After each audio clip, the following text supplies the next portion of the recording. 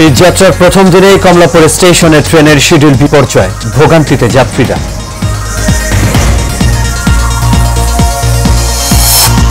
জমে উঠছে কোরবানির পশুর হাট, চামড়া সংগ্রহে প্রস্তুত সাভারের ট্যানারি। সংগ্রহের লক্ষ্যমাত্রা 1,10,00,000। গ্রামীণ ফোনের অর্থ আত্মসাৎ মামলায় ডক্টর ইউনূসের বিচার শুরু, 14 জনের বিরুদ্ধে অভিযোগ গঠন, সাক্ষ্য গ্রহণ 15 জুলাই। এবং চট্টগ্রামের সিটি গেট এলাকায় জুটের গুদামে আগুন, নিয়ন্ত্রণে কাজ করছে ফায়ার সার্ভিসের 6টি ইউনিট।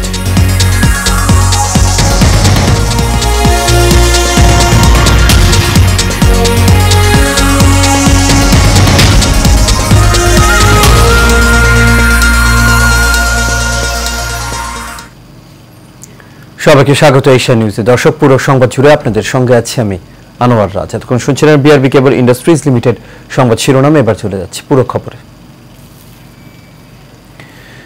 এই যাত্রার প্রথম দিনে শিডিউল বিপর্যয়ে পড়েছে কমলাপুর থেকে ছেড়ে যাওয়া সবগুলো ট্রেন। ফলে ভোগান্তিতে পড়েছে নারীর টানে বাড়ি ফেরা যাত্রীরা। সকাল 8:30 থেকে কমলাপুর রেল স্টেশনে ছিল মানুষের উপচে পড়া ভিড়। সকাল 6:30টায় কমলাপুর থেকে পারাবত এক্সপ্রেস ছেড়ে যাওয়ার কথা থাকলেও ট্রেনটি প্ল্যাটফর্ম থেকে ছাড়ে 8:30টায়। একই চিত্র 11 সিন্দুর প্রভাতী সহ সকল ট্রেনের। ফলে ভোগান্তিতে পড়েছে নারী টানে বাড়ি ফেরা যাত্রীরা। তবে অপেক্ষার প্রহর দীর্ঘ হলেও পরিবারের সদস্যদের সাথে ঈদের আনন্দ ভাগাভাগি করার উচ্ছ্বাস ছিল যাত্রীদের মুখে।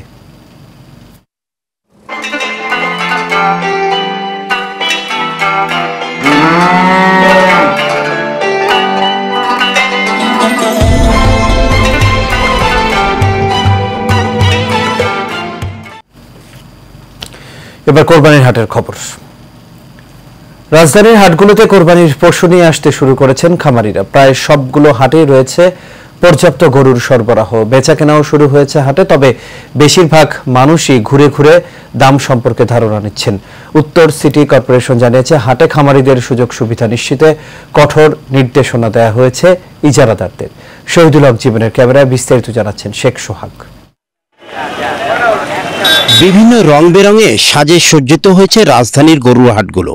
মাঠের গরু যাতে ভিজে না যায় এজন্য টানানো হয়েছে মাঠ ভর্তি ত্রিপল। বেচাকেনা জমজমাট হওয়ার আশায় ব্যস্ত সময় পার করছেন খামারিরা। ঈদের বাকি আর সপ্তাহখানিক, নগরে হাটে এসে গেছে হাজার হাজার গরু। ভোগান্তি এড়াতে আগেভাগে এসে গেছে বিভিন্ন জেলার খামারিরা। যেহেতু আমার বড় গরু, যদি ভিতরে চাপের মধ্যে জায়গা পাই তাহলে আমার গরু নিয়ে রাখা এবং বিক্রয় করার সমস্যা হবে বিধায় আমি অনেক আগে এসেছি। দরদাম বলছে কিন্তু গরু বেচা কেনার মতন বলছে না, হয়তো তাদের রাখার জায়গা নেই, যার কারণে তারা তো এই মুহূর্তে গরু কেনে না। একটু টাইম যখন আগে আসবে তখন তারা গরু কেনাকাটা করবে। কাস্টমার আসছে, দামাদামি করছে, কিন্তু আমার বোধমত হচ্ছে না, তাই আমরা গরু ছাড়ছি না। বিক্রি শুরু হতে আরও সময় লাগবে বলে মনে করছেন হাটে আসা খামারিরা। জায়গা স্বল্পতার কারণে ঈদের কাছাকাছি সময় গরু কেনার ইচ্ছা নগরবাসীর। আমি গরু দেখতে আসছি, অনেক গরু উঠছে, বিভিন্ন ধরনের গরু, দেখার মতো গরু। অন্যান্য হাটের তুলনায় হাটে খুব সুন্দর সুন্দর গরু উঠছে। গতবারের তুলনায় এবার গরু একটু বেশি। ঈদের জন্য গরু কিনতে দেখি মিলে গেলে কিনব।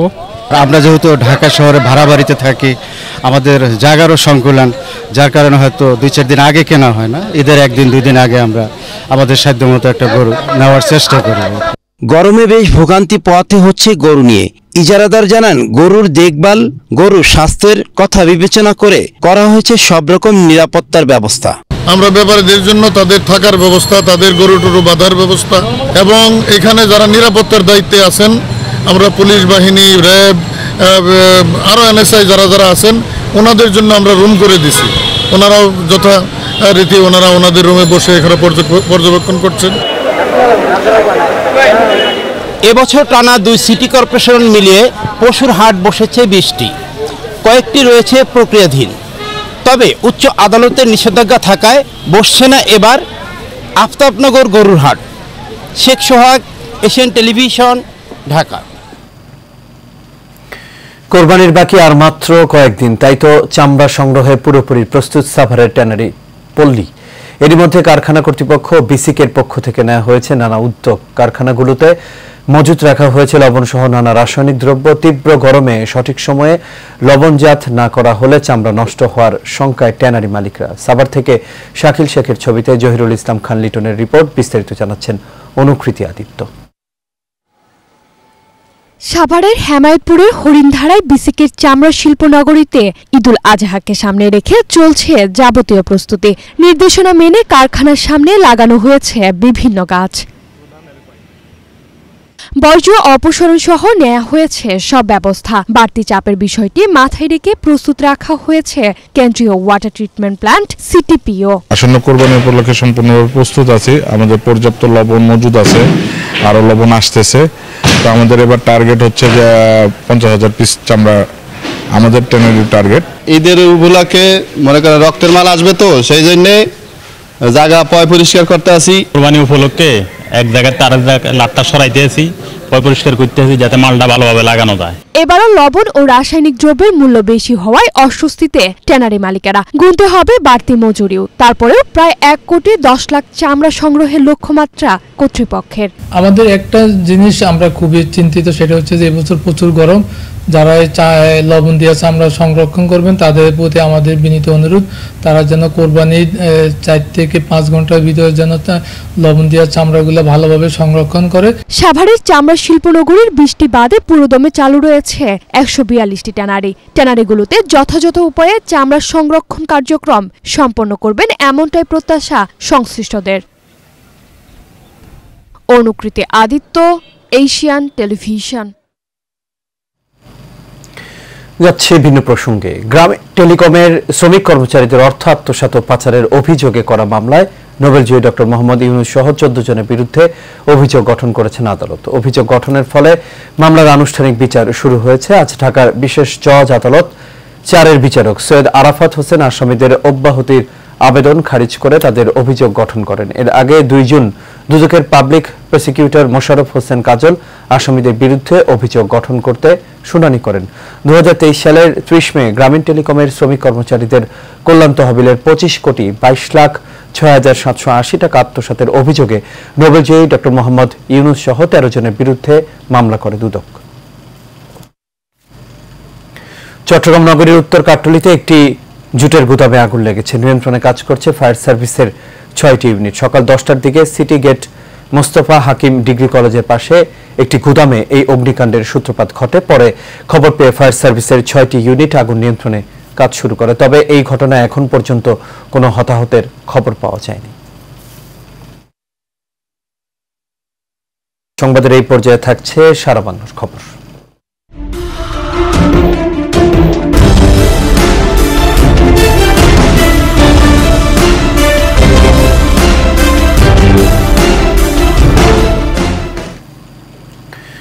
চাঁদপুর শহরের পুরানবাজার এলাকায় 2 গ্রুপের সংঘর্ষে আল আমিন খান নামের এক যুবক নিহত হয়েছে। এ সময় 2 জন পুলিশ সদস্য সহ প্রায় 20 জন আহত হয়েছেন। গেল রাত 8টার দিকে এই সংঘর্ষ শুরু হয়। পরে রাত 10:30টার দিকে পুলিশ ঘটনাস্থলে গিয়ে পরিস্থিতি নিয়ন্ত্রণে আনে। নিহত আল আমিন খান স্থানীয় আওয়ামী লীগ নেতা আব্দুল মজিদ খানের ছেলে। পুলিশ জানায় কয়েকদিন আগে পুরানবাজার মেরকাটিজ রোডের রনি নামে এক কিশোরের সাথে জুয়েল নামের অপর এক কিশোরের হাতাহাতির ঘটনা ঘটে। এই ঘটনাকে কেন্দ্র করে মঙ্গলবার সন্ধ্যায় উভয় গ্রুপের মধ্যে সংঘর্ষে জড়িয়ে পড়ে।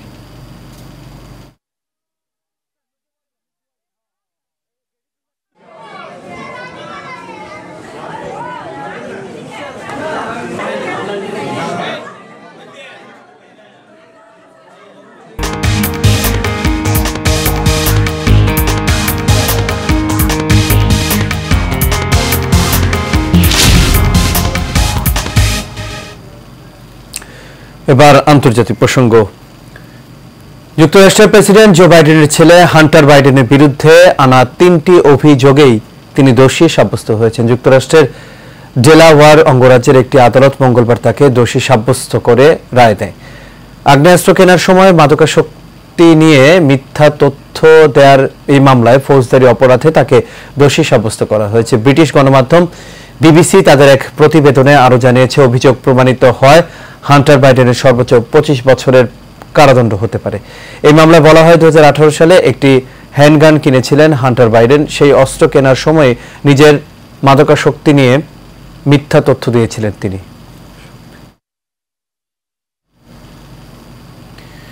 ফিলিস্তিনের পশ্চিম তীরে অভিযান চালিয়েছে ইসরায়েলের সামরিক বাহিনী। এতে কমপক্ষে 6 জন নিহত হয়েছেন। এর আগে ইসরায়েলি বাহিনী রামাল্লায় 4 ফিলিস্তিনি এবং গত শুক্রবার জেনিনে আরও 3 জনকে হত্যা করে। ফিলিস্তিনি স্বাস্থ্য মন্ত্রণালয় জানিয়েছে, অধিকৃত পশ্চিম তীরের জেনিনের কাছে কাফরদান গ্রামে অভিযানের সময় ইসরায়েলি বাহিনী 6 ফিলিস্তিনিকে হত্যা করেছে। গত 8 মাসেরও বেশি সময় ধরে গাজায় যুদ্ধ চলছে এবং এই যুদ্ধের মধ্যে ইসরায়েল এই অঞ্চলে আক্রমণ জোরদার করেছে।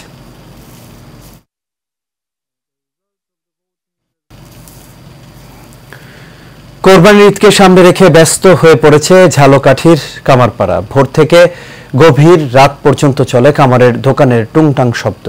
তৈরি হচ্ছে দা, বটি, ছুরি ও চাপাতি। অনেকে আবার গরু জবাই ও মাংস কাটতে পুরনো সরঞ্জাম মেরামতের জন্য ভিড় করছেন কামারপাড়ায়। নলসিটি থেকে ইব্রাহিম খান শাকিলের পাঠানো রিপোর্ট। বিস্তারিত জানাচ্ছে ডেস্ক রিপোর্টে।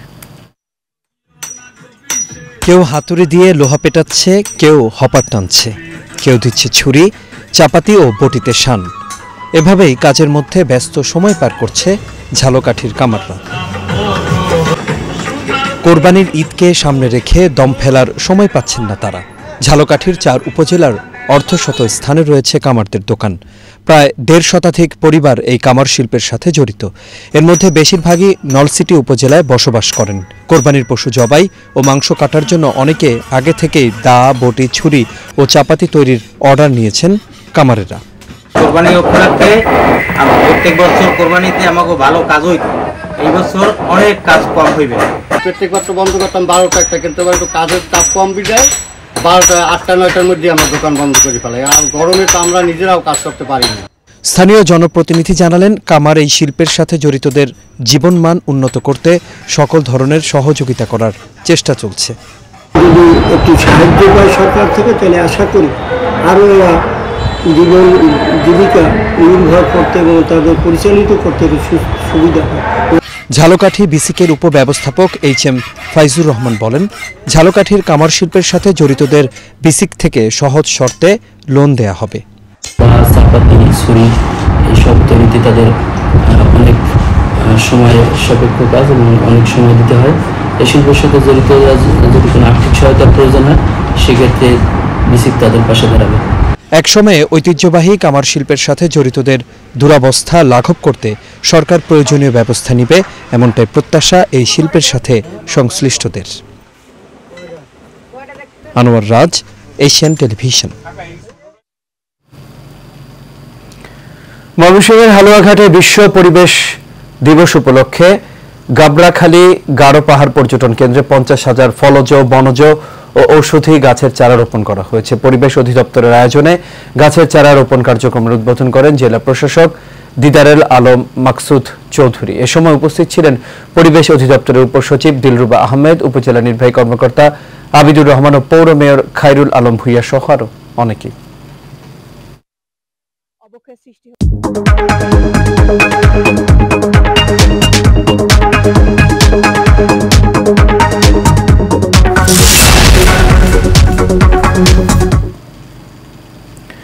এবার বাণিজ্য সংবাদ। চট্টগ্রামের সীতাকুণ্ড ও মিরসরাইয়ের পাহাড়ে কৃষকদের জীবনযাত্রার মান উন্নয়নের লক্ষ্যে কাজ করে যাচ্ছে young power in social action YPSA এবং পল্লী কর্মসহায়ক ফাউন্ডেশন পিকেএসএফ। এরই ধারাবাহিকতায় প্রায় 25 একর পাহাড় জুড়ে গড়ে উঠেছে কফি বাগান। উত্তর ইয়াকুবনগর গ্রামে 30 জন কৃষক অ্যারাবিকা ও রোবাস্তা জাতের কফি চাষ করে পেয়েছেন সাফল্য। পাহাড় জুড়ে কফি ফলের মৌ গন্ধে মনোমুগ্ধকর পরিবেশ। Young power in social action YPSA, IFAD, embassy of Denmark এবং পিকেএসএফ এর সহযোগিতায় সীতাকুণ্ড ও মিরসরাইয়ে উচ্চমূল্যের ফসলের জাত সম্প্রসারণ ও বাজারজাতকরণ প্রকল্পটি বাস্তবায়িত করছে। এর উদ্দেশ্য পাহাড়গুলোকে চাষাবাদের আওতায় আনা, নিরাপদ ফসল উৎপাদন, উদ্যোক্তা তৈরি এবং পারিবারিক পুষ্টি চাহিদা পূরণের পাশাপাশি লক্ষ্যভুক্ত জনগোষ্ঠীর জীবনমান উন্নয়ন। আমরা কৃষকদের সাথে কাজ করছি। বিশেষ করে আমরা উচ্চ ফলনশীল কফি চাষকে প্রমোট করার জন্য, এটা সম্পর্কে কৃষিতে যাতে কৃষকরা যাতে এই বিষয়ে যাতে কাজ করে, তার জন্য আমরা বিভিন্ন কারিগরি এবং আর্থিক সহযোগিতা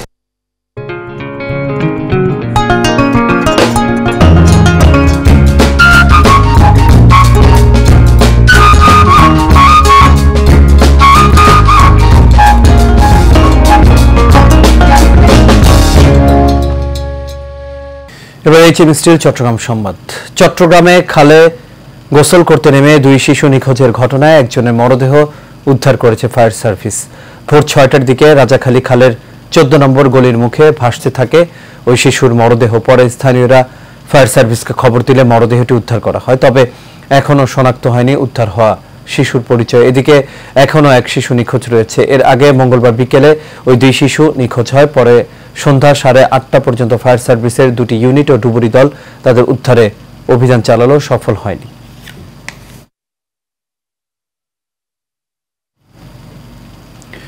চট্টগ্রামের সাংস্কৃতিক সংগঠন অদিতি সঙ্গীত নিকেতন প্রথমবারের মতো 5 দিনব্যাপী শাস্ত্রীয় নৃত্য ভরতনাট্যম এর সমাপনী অনুষ্ঠান অনুষ্ঠিত হয়েছে। জেলা শিল্পকলা একাডেমি মিলনায়তনে এর আয়োজন করা হয়।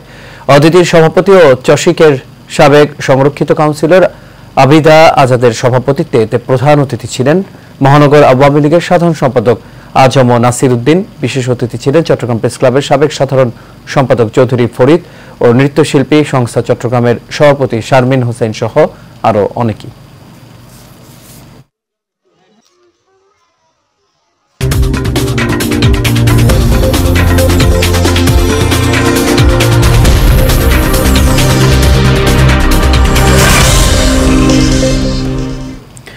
এবার খেলার খবর। ফুটবল। রিপাবলিক অব আয়ারল্যান্ডের বিপক্ষে ম্যাচ দিয়ে মাঠে ফিরেছেন পর্তুগিজ তারকা ক্রিশ্চিয়ানো রোনালদো। ফিরে পেয়েছেন জোড়া গোল, ফলে সহজ জয় পায় পর্তুগাল। রাতে ইউরোর আগে নিজেদের শেষ প্রীতি ম্যাচে রিপাবলিক অব আয়ারল্যান্ডকে 3-0 গোলে হারিয়েছে রবার্তো মার্টিনেজের দল। জোড়া গোলে পর্তুগিজদের জয়ের নায়ক রোনালদো। দলের অন্য গোলদাতা হলেন আরেক সুপারস্টার জোয়াও ফেলিক্স। ম্যাচের 18তম মিনিটে ব্রুনো ফার্নান্দেজের অ্যাসিস্ট থেকে দলকে এগিয়ে দেন ফেলিক্স। এগিয়ে থেকে বিরতিতে যায় স্বাগতিকরা। বিরতির পর ম্যাচের দ্বিতীয়ার্ধে 10 মিনিটের ব্যবধানে অসাধারণ 2টি গোল করে দলের জয় নিশ্চিত করেন রোনালদো।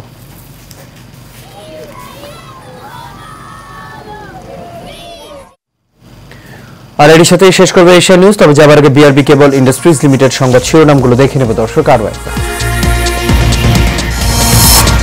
ঈদ যাত্রার প্রথম দিনে কমলাপুর স্টেশনে ট্রেনের শিডিউল বিপর্যয়, ভোগান্তিতে যাত্রীরা।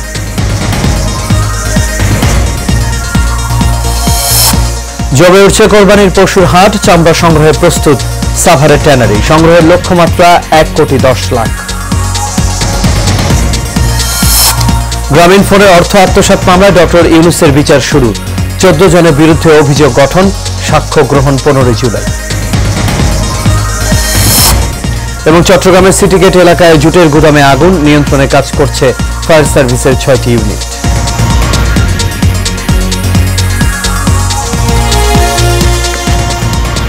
দর্শক, এই ছিল আমাদের এখনকার আয়োজন। আমাদের পরবর্তী সংবাদ দেখার আমন্ত্রণ রইল। এতক্ষণ সাথে থাকার জন্য সবাইকে ধন্যবাদ।